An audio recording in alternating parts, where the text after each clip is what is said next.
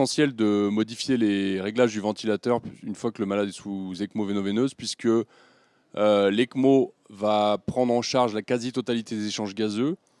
Et pourquoi les essais randomisés, les 2 essais randomisés positifs jusqu'à présent dans ce domaine, c'est uniquement parce que l'intensité de la ventilation mécanique a été largement réduite.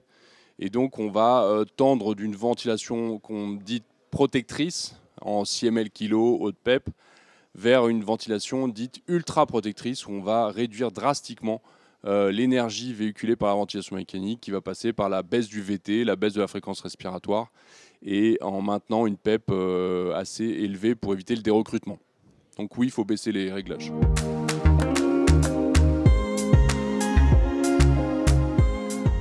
Alors, pas systématiquement en fait, je pense que c'est quelque chose qui doit être vu un peu au cas par cas.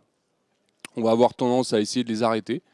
Et ça va tout dépendre un peu ça va dépendre de l'intensité du drive de la commande centrale du patient, en sachant que au début de la prise en charge du SDRA, la commande centrale est souvent très intense, le drive respiratoire des malades. Donc je pense qu'il faut faire l'essai d'arrêter les curares si le malade est parfaitement synchronisé avec le ventilateur et que le malade n'est pas agité. Il n'y a aucune raison de poursuivre les curares après la cannulation.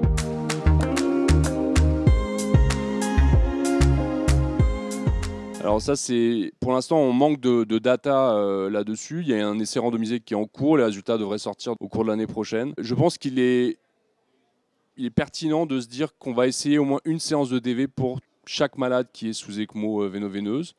Et en fonction de la réponse qu'on va baser sur la compliance, en fait, puisque l'oxygénation, la décarboxylation sont très mauvais indices pour estimer la réponse au DV sous ECMO.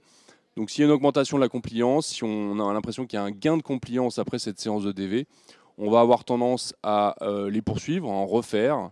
Et par analogie avec l'essai ProSeva, on fait des séances de 16 heures.